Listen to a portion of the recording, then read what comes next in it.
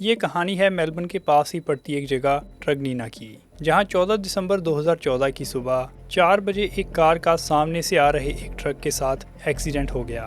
Car का driver जानबूझकर गलत साइड में जाकर सामने से आ रही इस ट्रक में अपनी कार मार देता है। इस एक्सीडेंट के बाद पुलिस जल्दी ही मौके पर पहुंची और गाड़ी की रजिस्ट्रेशन प्लेट चेक करने के बाद पता चला कि यह कार 36 साल के आदमी सुनील बेनीवाल की थी।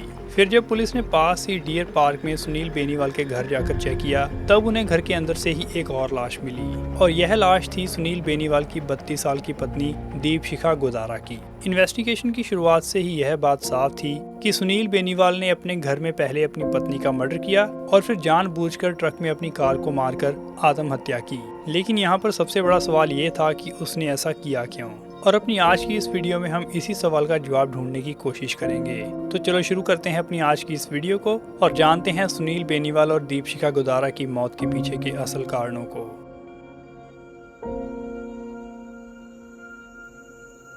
सुनील बेनीवाल का जन्म 1978 में हुआ था। दिल्ली में रहते हुए उसने अपनी स्कूल और यूनिवर्सिटी की पढ़ाई पूरी की और फिर इसके बाद उसने न्यूजीलैंड आने का फैसला किया।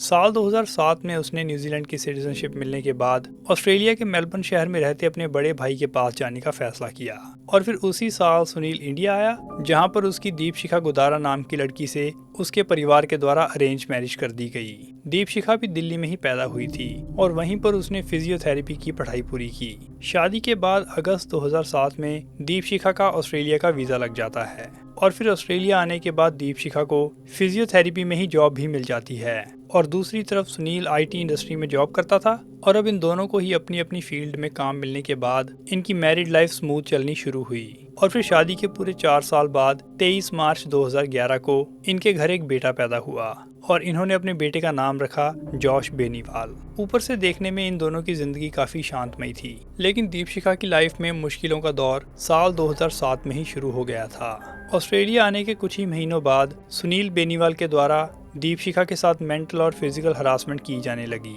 और दीपशिखा ने ये सारी बातें अपने माँ बाप और बहन को फोन पर बताई। दीपशिखा की मौत के बाद उसके परिवार का कहना था कि उसको सुनील और उसके परिवार के द्वारा दहेज के लिए परेशान किया जाता था। इसके अलावा सुनील को हद से ज्यादा शराब पीने की आदत थी और उसका एक एक्स्ट्रा मैरिटल अफेयर भी चल रहा था। और फिर जब साल 2008 में भी दीपशिखा के साथ मारपीट जारी रही, तब दीपशिखा के पिता खुद ऑस्ट्रेलिया आकर इस मसले का हल करने का फैसला करते हैं।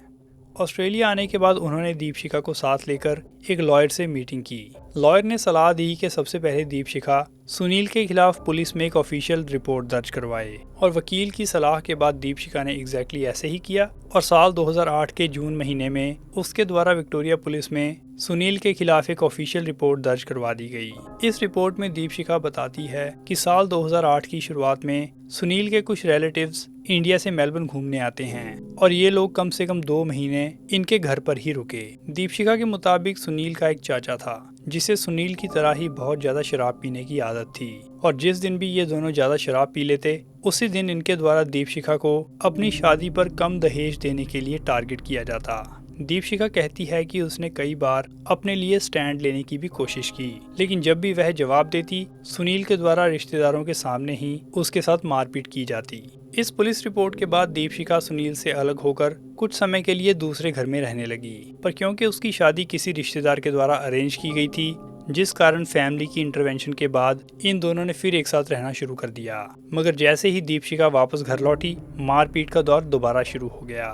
फिर जुलाई 2008 की ही एक घटना में दीपशिखा को एक बार फिर उसके पति सुनील के द्वारा फिजिकली असॉल्ट किया गया और इस बार दीपशिखा के साथ मारपीट करने के दौरान सुनील के साथ उसका एक कजन भी इन्वॉल्व था। इस बार दीपशिखा के साथ सिर्फ मारपीट ही नहीं हुई, बल्कि उसके पति के द्वारा उसके हाथों पर लोहे की रॉड को भी गर्म कर लगाया गया और इस दौरान दीपशिखा ने किसी तरह घर से भागकर पुलिस को कॉल की और एक बार फिर रिपोर्ट दर्ज होने के बाद सुनील के खिलाफ कोर्ट के द्वारा एक इंटरवेंशन ऑर्डर जारी कर दिया गया। यहाँ पर पुलिस के द्वारा सुनील और उसके कजन को गिरफ्तार भी किया गया, लेकिन इन दोनों ने ही इस बात से इनकार किया कि उन्होंने कभी भी दीपशिखा के साथ मारपीट की थी और 2 दिन बाद कोर्ट के द्वारा इन दोनों को बेल पर रिहा कर दिया गया। सुनील की बेल कंडीशन यह कहती थी कि वह दीपशिखा के साथ किसी भी तरह का असॉल्ट नहीं कर सकता और अगर फिर ऐसी रिपोर्ट हुई तो उसको दोबारा अरेस्ट किया जा सकता था। लेकिन इस घटना के करीब 1.5 महीने बाद 30 अगस्त 2008 को दीपशिखा पुलिस में एक और स्टेटमेंट देती है और इस बार उसका कहना था कि उसके और सुनील के बीच सब कुछ नॉर्मल हो चुका है और क्योंकि उन दोनों ने दोबारा साथ रहना शुरू कर दिया था, जिस कारण वो चाहती थी कि पुलिस सुनील के खिलाफ कोई भी एक्शन ना ले और केस को रद्द कर दिया जाए। मगर पुलिस के पास यहाँ पर शायद मारपीट के सबूत थे, इसलिए दीपशिखा के मना करने के बावजूद भी पुलिस के द्वारा सुनील के ऊपर लगे असॉल्ट के चार्जेस को आगे बढ़ाने का फैसला किया गया। इसके बाद 4-5 महीने थोड़ी शांति से निकलते हैं और फरवरी 2009 में एक बार फिर दीपशिखा के द्वारा पुलिस को कॉल की गई। जब पुलिस दीपशिखा और सुनील के घर पहुंची तब उन्होंने नोट किया कि इन दोनों के बीच बहस चल रही थी। इस बार दीपशिखा का पुलिस को कहना था कि उसने सुनील के खिलाफ डाइवोर्स की एप्लीकेशन फाइल कर दी है और वो चाहती थी कि सुनील को घर से निकाल दिया जाए। पुलिस ऑफिसर्स के द्वारा इन दोनों का पुराना रिकॉर्ड चेक किया गया और उन्हें पता चला कि सुनील के खिलाफ पहले ही कोर्ट के द्वारा एक इंटरवेंशन ऑर्डर जारी किया गया था, लेकिन उसमें यह नहीं लिखा था कि सुनील दीपशिखा से कांटेक्ट नहीं कर सकता। और पुलिस को उस दिन घर में कोई भी ऐसी चीज नजर नहीं आई जिससे पुलिस को ये लगे कि शायद इस इंटरवेंशन ऑर्डर की किसी भी कंडीशन को सुनील के द्वारा भंग किया गया था। लेकिन फिर भी मामले को ठंडा करने के लिए पुलिस के द्वारा सुनील को बैग पैक करके घर छोड़ने का ऑर्डर दिया गया और वो पुलिस की मौजूदगी में ही अपना थोड़ा सामान लेकर घर से चला जाता है। और फरवरी महीने के एंड में पुलिस ने एक बार फिर फॉलो अप करने के लिए दीपशिखा के साथ कांटेक्ट किया और तब पुलिस ने नोट किया कि सुनील अब घर वापस आ चुका था और दीपशिखा एक बार फिर पुलिस को कहती है कि अब उन दोनों के बीच सब कुछ नॉर्मल हो चुका है और अब पुलिस को उसकी चिंता करने की जरूरत नहीं है। पुलिस ने यहाँ पर दीपशिखा को रिमाइंड कराया कि कोर्ट के द्वारा जो प्रोटेक्शन ऑर्डर इशू किया गया है वो तेरी सेफ्टी के लिए है, लेकिन दीपशिखा ने कॉन्फिडेंटली पुलिस को बताया कि अब उनके घर के हालात बदल चुके हैं और उसको अपने पति से कोई भी खतरा नहीं है। दूसरी तरफ जुलाई 2008 वाली मारपीट पर पुलिस की इन्वेस्टिगेशन अभी भी चल रही थी और जल्दी ही इस केस में कोर्ट की हियरिंग भी शुरू होने वाली थी। पुलिस के द्वारा दीपशिखा से रिक्वेस्ट की गई कि कोर्ट की डेट पड़ने पर वो कोर्ट में हाजिर होकर अपने पति के खिलाफ गवाही दे, लेकिन मई 2009 में दीपशिखा के द्वारा विक्टोरिया पुलिस को एक चिट्ठी लिखी गई और उसका कहना था कि जिस दिन हियरिंग की तारीख है उस दिन वो ऑस्ट्रेलिया में नहीं होगी। और उसने इस चिट्ठी में इस बात को भी मेंशन किया कि इस मारपीट वाली घटना को पहले ही 1 साल बीत चुका था, जिस कारण अब उसे याद नहीं कि असल में जुलाई 2008 में क्या हुआ। और दीपशिखा जो इस केस में विक्टिम थी, जब उसने ही गवाही देने से मना कर दिया तब पुलिस ने सुनील के खिलाफ अपने इस केस को और आगे ना लेकर जाने का फैसला किया और फाइनली 13 अगस्त 2009 को पुलिस के द्वारा ऑफिशियली इस केस को विड्रॉ कर लिया गया। लेकिन इसके सिर्फ 6 दिन बाद ही 19 अगस्त 2009 को दीपशिखा के द्वारा एक बार फिर पुलिस को कॉल की गई और जैसे ही पुलिस घर में पहुंची एक बार फिर से सेम कहानी रिपीट होनी शुरू हुई। पुलिस ने देखा कि दीपशिखा और सुनील के बीच लड़ाई चल रही थी और इस बार लड़ाई का कारण था सुनील के द्वारा अपने कुछ रिश्तेदारों से फोन पर कांटेक्ट किया जाना।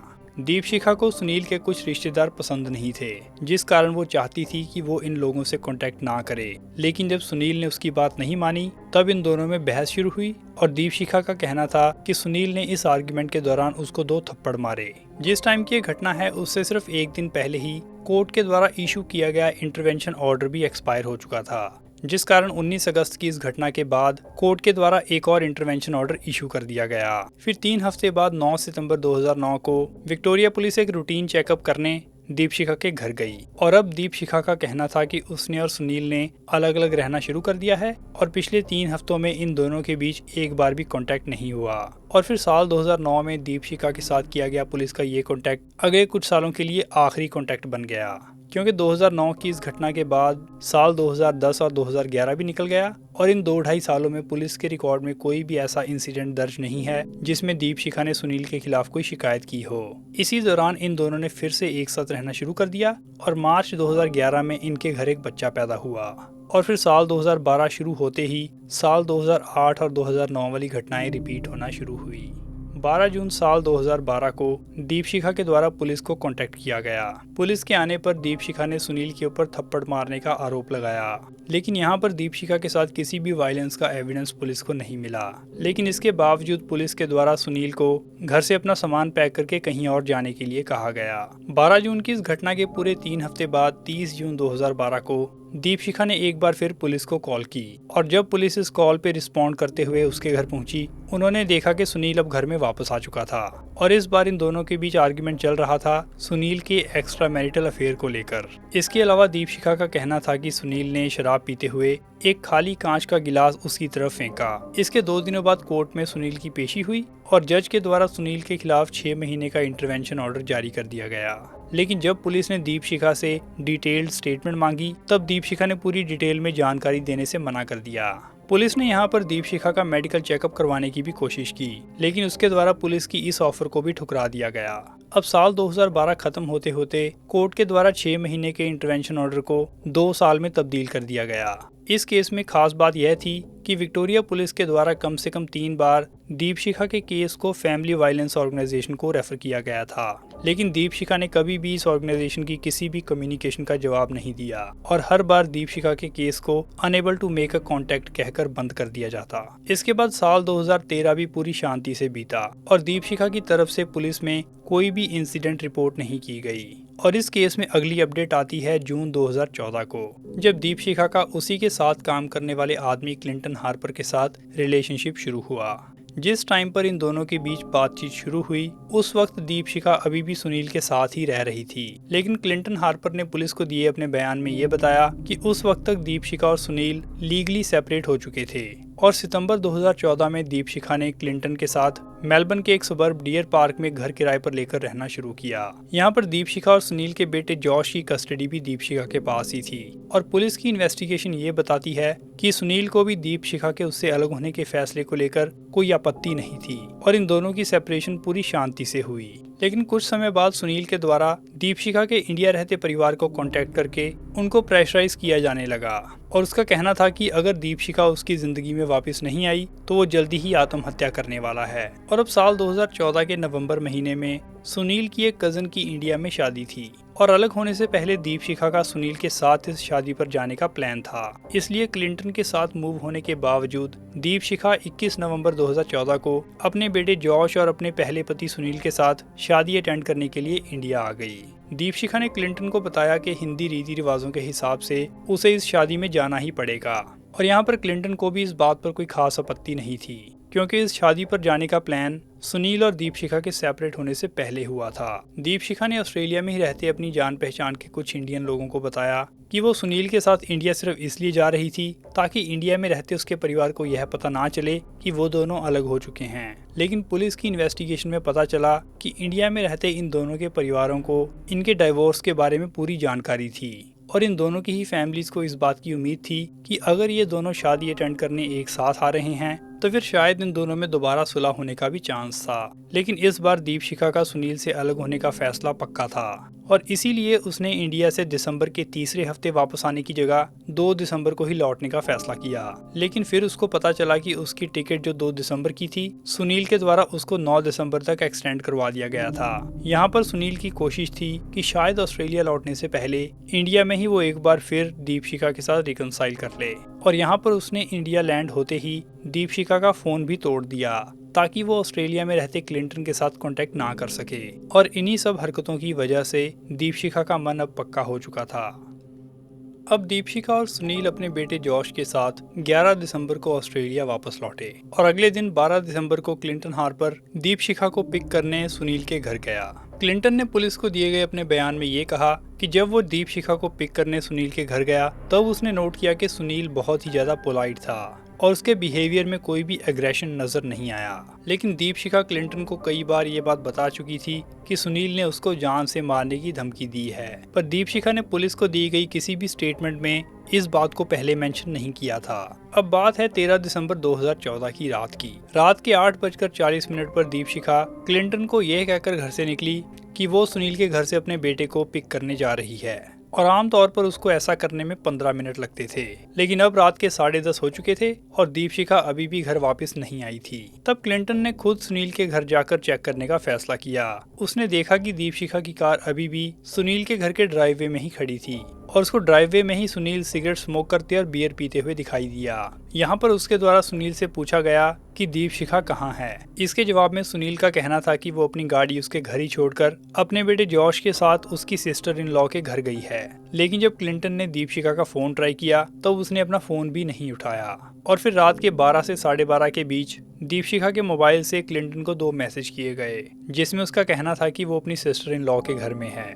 लेकिन आगे चलकर इन्वेस्टिगेशन में ये बात सामने आई कि दीपशिखा के मोबाइल से ये दोनों मैसेज सुनील के द्वारा ही भेजे गए थे। सुनील ने अपने घर में अपने साथ 2 किराएदार भी रखे थे और इन दोनों लड़कों ने बताया कि 14 तारीख को आधी रात के बाद जब वो काम से घर लौटे तब उन्होंने सुनील के कमरे में से ही कुछ आवाजें सुनी। और क्योंकि उस टाइम पर दीपशिखा की कार भी ड्राइववे में ही खड़ी थी, इसलिए उन्हें लगा कि शायद दीपशिखा और सुनील कमरे के अंदर हैं। और इसके बाद वो दोनों अपने अपने कमरे में सोने चले गए। फिर सुबह के 6 बजे इन दोनों ने ही दीपशिखा के बेटे जॉश के रोने की आवाजें सुनी। लेकिन इन दोनों ने ही बच्चे के रोने को इग्नोर कर दिया, क्योंकि उस घर में बच्चे का रोना बहुत नॉर्मल था। और फिर 7:40 पर जब पुलिस इस घर में एंटर करने की कोशिश कर रही थी तब इन दोनों लड़कों की जाग खुली।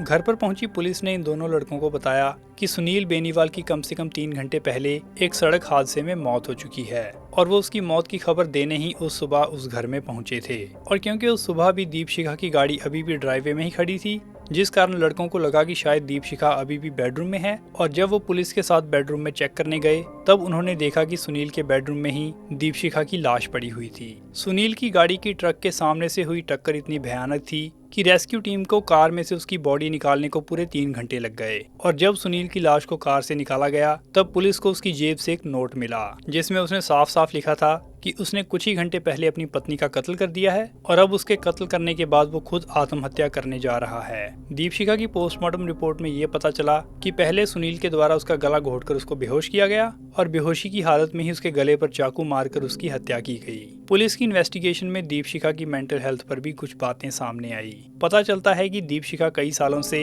एंजाइटी और डिप्रेशन से जूझ रही थी।